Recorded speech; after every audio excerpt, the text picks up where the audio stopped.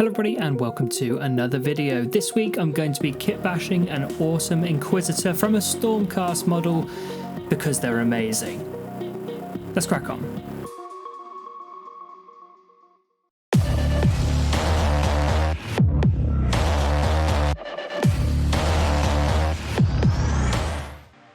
So starting by taking the Lord Veritant model from the new Skaventide box set from Age of Sigmar and immediately putting them to use in 40k.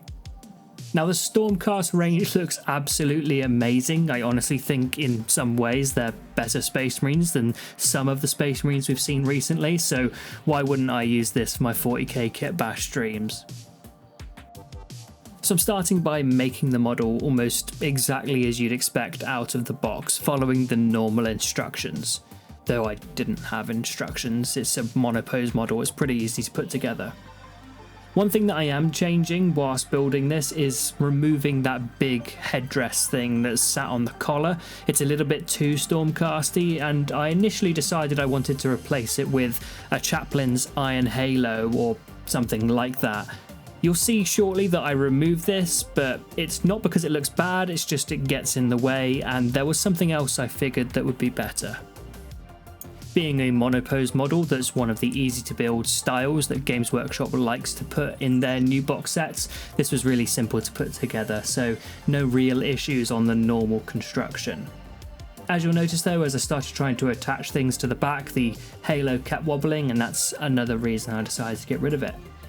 There's a big seam down the back of the cloak, so I made sure to fill that with plenty of plastic cement and then add a little bit more on top so things start to blend together nicely. I then held it for quite some time to make sure that it all glued correctly. Now, a couple of the reasons that I think this model is so good for an Inquisitor is she has a flaming sword, which could easily be a force weapon. She has a big brazier, which could also easily be the psychic attack that she has. And then she's blindfolded, which she's psychic. Quite possibly her eyes were burned out by using the warp too much, or there's some tragic backstory. I don't know, it just looks amazing. In removing the Iron Halo and not having that big collar anymore, I had a little bit of a conundrum, but I solved that by finding a Celestian Sacrosanct backpack that had a really cool cage sticking out of the top, and it really suits this girl's vibe. Now, another thing that an Inquisitor can be equipped with is a combi weapon, so I took this bolter on a sling from the Scout kit. It's not really that much different to other bolt guns, other than the fact it's an old school looking one and is therefore slightly smaller than a bolt rifle. I decided I wanted to take a Deathwatch combi weapon melter looking thing and attach it to this. Hadn't yet decided how at this point, but I did know I needed to remove part of the sling and accidentally removed too much, snapping it. It's okay, we'll repair that later. Meanwhile, I cut down this Deathwatch thing to size, occasionally refitting it against the bare plastic just to see how it would look. Ultimately, what we end up with is a really short cut down underslung melter, which in the lore, many combi weapons are single use. They'll fire the melter part and it's one shot and it's burned out after that. It needs to either recharge or be refitted, so it makes sense to me that it looks a little bit like an underslung grenade launcher.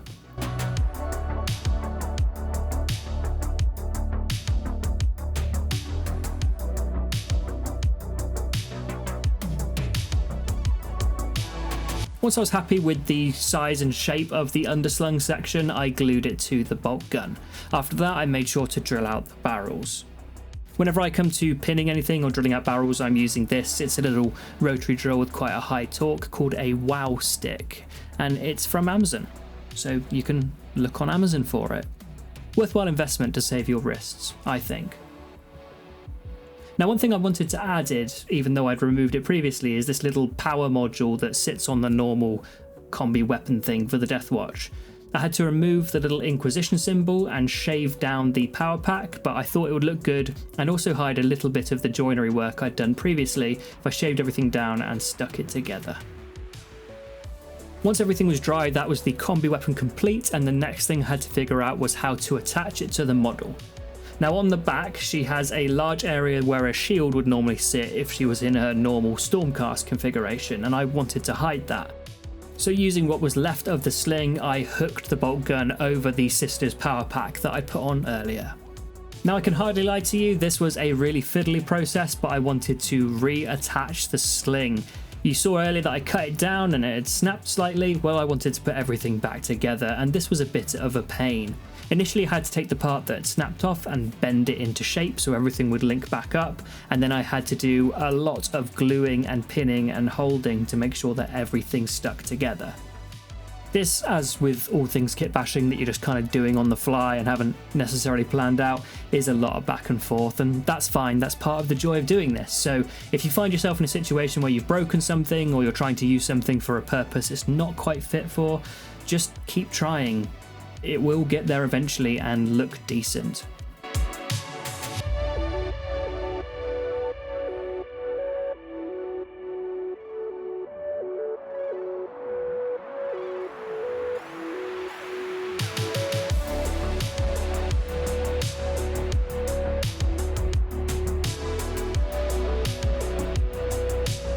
Once I was done making sure everything on the Inquisitor was setting and in place, I started to work on this bird doggo griffhound thing that I really quite liked. I'd initially considered adding some kind of different head or something to it, but then I thought it's 40k, something like this could absolutely exist from some gene lab or whatever. It has no rules in the game, the Inquisitor doesn't have a familiar or pet or anything, but I thought it would be cool. So what I did is it took a bunch of pouches and Auspex and things like that from a few Space Marine kits and the Inquisitorial Agents kit. I started by adding a pannier of shotgun shells on top, followed by an Arbite's shock maul, or baton or whatever, on one side, and the little chest with grenade that comes in the Agents kit on the other. Once I was done seating all that, I took some scrolls, also from the Agents kit, with a little purity seal on it, and hung that on the other side. Basically, I'm thinking that he's wearing a little harness, like my dogs do when they go out for a walk, and they've attached a few bits and pieces to it. One of the final things I added to his little kit stowage was an Auspex that I thought could sit on the loop on his collar, something useful that they can grab, and maybe it's on one of those extendable cord things that you get for IDs when you're going into buildings or what have you. You know what I mean. I then also found this Tempestus Scion servo skull. Somehow I have hundreds of these apparently, and I glued it to the top of the collar as well, like it's floating over his head. Maybe the dog carries all the Auspex and targeting equipment. The final thing I added to the Inquisitor herself to really sell the fact she's 40k and not Age of Sigmar was a flying baby, aka a cherub. Maybe it's her herald, it's got a little trumpet. This comes from the Immolator kit and came in the Imperial Agents box that I picked up a while back that had a bunch of sisters and Greyfax and things like that in.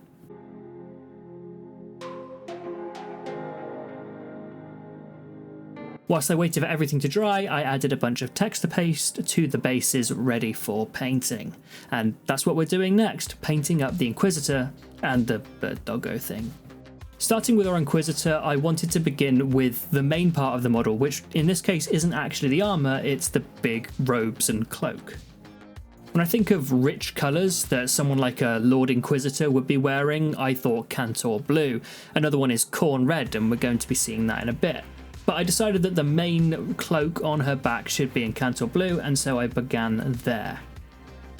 This definitely needs two thin coats painting over black, and I'll add that later, but for the time being we're starting to see the colours come together, and it's always a satisfying process, especially when it's such a large area like this. Now, as mentioned, I used some red for the inner robes. This is corn red and another nice rich high pigment intensity paint. However, as always, because I don't really think things through and not particularly observant apparently, I'd made a mistake. There's a chain going round the Inquisitor's right shoulder pad that would normally attach to a shield, as mentioned previously. However, I didn't think about where that chain was going and it just kind of stops halfway through the armour, which doesn't make sense at the angle it's sitting at. So I had to grab some jewellery train that I had in a box nearby and add that to the model using super glue and a lot of patience. Once that was finally on and everything was dry and safe to paint, I covered it with Cantor blue, not because that's the colour I want it, but because metallic paints don't sit on pure metal without being primed very well, and I'm not going to reprime the model. I'm just going to paint over with blue and hope the varnish makes everything come out in the wash at the end. Spoiler alert, it does. One hack that I decided to use in order to make this model a little bit easier to paint was to keep the inside of the robes black. You'll see a lot of two-tone robes in Games Workshop models, especially things like Dark Angels and Space Marines, and I thought this was a good way to add a little bit more depth to the model whilst also making painting easier, as I didn't have to push a brush around inside near all the detail that I want to paint later.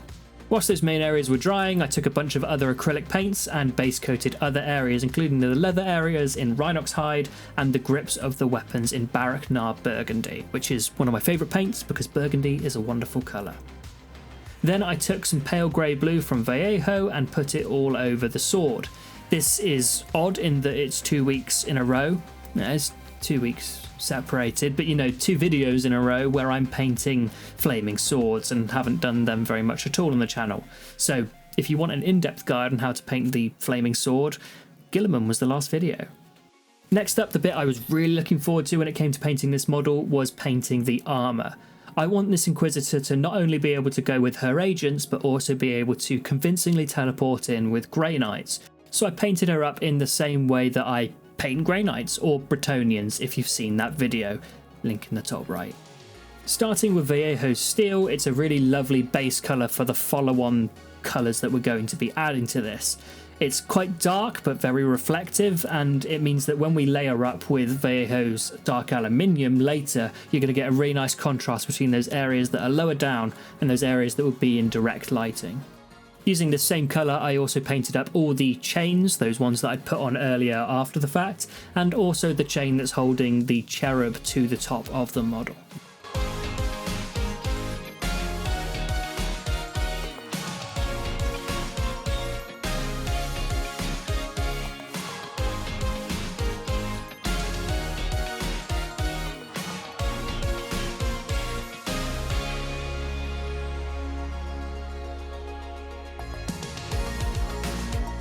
Now that all the silver parts are base coated for the time being, I'm going to go back in with Corn Red and paint the casing on the bolt gun. I'm painting it red because all my Deathwatch have red guns, and it's quite likely she'll be with Deathwatch too, so keeping all those armies unified. Now all the metallics are dry, we're doing what I mentioned earlier and going in with my first highlight/layer colour on that armour, which is Vallejo's Dark Aluminium. I absolutely love the contrast this creates between the slightly duller steel and this really shiny effect. Honestly, I think this makes metallics look brilliant, and where previously I haven't really liked them, this means that things like Bretonnians, Grey Knights, this Inquisitor, anything you can paint like this looks incredible, even regular swords. I'm focusing all of these highlights on the large flat areas that are painting more towards the sky, or on any areas that are slightly raised. So there's a bunch of detail on her calves that are slightly rounded, so you can paint there and it looks like light glinting off of it. This isn't the final thing we'll be doing the metallics, but we'll be coming back after they're dry. For the time being, I'm using a nice dark skin tone to base coat all her skin, and also the bird baby too. The next thing to do is add a little bit of a pink colour to that skin tone to create a brighter highlight. I'm then going to focus this on all the flat areas pointing towards the sky and things like her nose and cheekbones, those bits that aren't covered by the blindfold.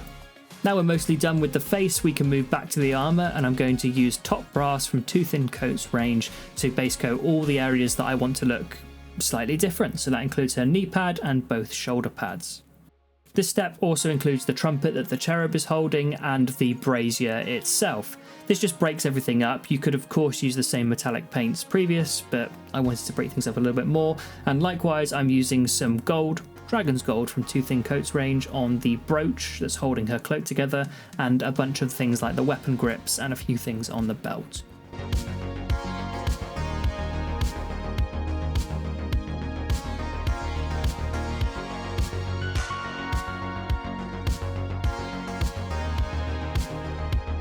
With the metallic base coats mostly done, we can go back to the few other areas that we've missed, including the baby's face, which I'm painting in a normal way that you'd expect me to paint parchment or bone, so Steel Legion Drab followed by Xandri Dust, and also the blindfold, which is pale grey blue followed by a highlight of silver grey from AK. Speaking of highlights, we're now moving back to the cloak and using Lothern Blue, which is a beautiful bright neon looking highlight that creates a really nice amount of contrast in the folds of the clothes. I'm also going to be using Wild Rider Red to highlight all those corn red areas.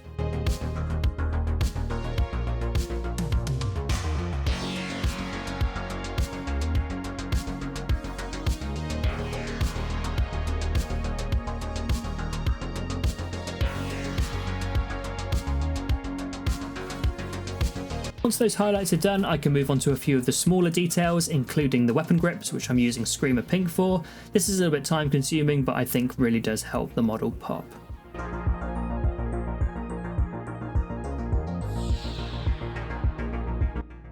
After doing the highlights on the bolt gun, I decided I wanted just a little bit more colour in there and use some Evil Sun Scarlet on those top facing areas, which adds a little bit more saturation and colour difference between the dark areas and the light areas.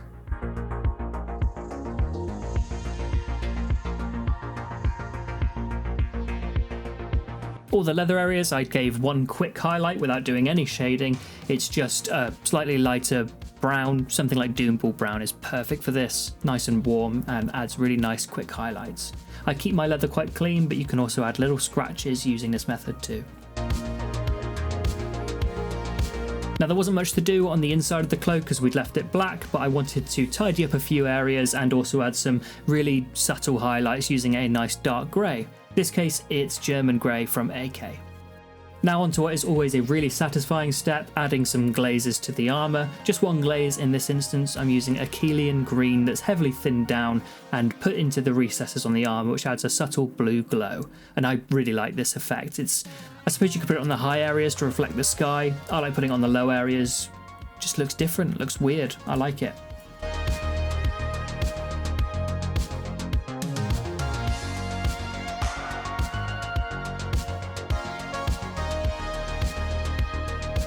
Final step for the silver armour is to use a silver paint to highlight everything, in this case Vallejo's silver. Nice, simple and easy, a few edge highlights here and there, and any round surfaces I'm adding a small dot of it into the centre just to really bring out that detail and make it look shiny.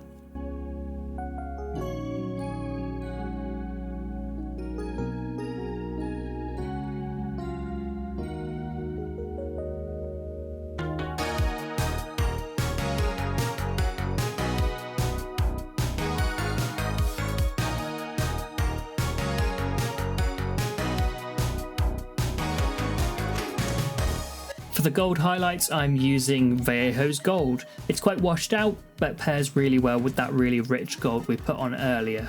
I'm using it to add a few choice highlights on the highest areas, and I'm also going to be highlighting those brass areas with this colour. This brings that brass into a slightly different place, somewhere between brass and gold, and I think it looks really good on this particular model.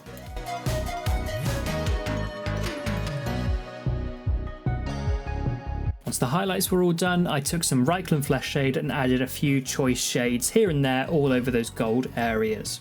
Things are now coming together really nicely and we're on the downward slope. I'd base coated a few areas like gems and lenses in white previously, and I'm now using Warp Lightning Contrast Paint just to add another colour into the mix, and green pairs really well with all these primary colours.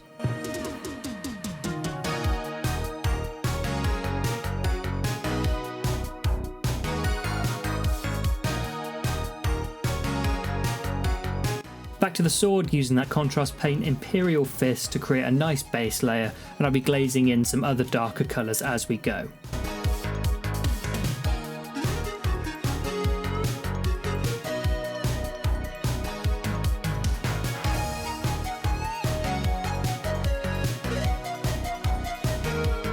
Whilst I waited for all those contrast paints to dry, and before I could do those final highlights, I attached the Inquisitor back to her base and switched to the doggo. We won't spend much time on this. I'm doing a really simple paint job. Most of the stowage is staying black and the animal itself is going to be black too, so I'm using a bit of a grey just to overbrush over everything to add some natural highlights. I also did the exact same thing afterwards with some basalt grey, slightly lighter on those feathery plumage looking areas. I added some lenses to the Auspex in a nice bright green after the fact, and also painted up the skull in the normal way, almost exactly the same as the cherub, minus the skin. This was a really quick paint job, probably around 15-20 minutes, and I'm quite pleased with the result, especially as it's a model that doesn't do anything in the game. It's just going to stand there and look cool / cute. Now back to finalising the Inquisitor's sword, which I'm again not going into too much detail on. It's just adding slightly darker colours to the top of the flames as we go along to make them look slightly more realistic. I also added some highlights to the gems and lenses using a nice bright green, Moot Green from Citadel. After all this, it was just a process of finishing off the bases. That include painting the bird doggo's base and also adding a bunch of cool leaves and flowers to help her fit into my sister's army and also my Imperial Agents army, which have the same basing scheme. Thinking about it, the Templars could probably tag along too. How cool is that? As always, I had a really great time kitbashing this model and a really good time painting it as well. It's very important to follow your muse in this hobby, and as soon as I saw the Lord Veritant, I knew I wanted her for 40k. So with that, it's been another video. I hope you've enjoyed it. As always, I've been Sam. See you next time.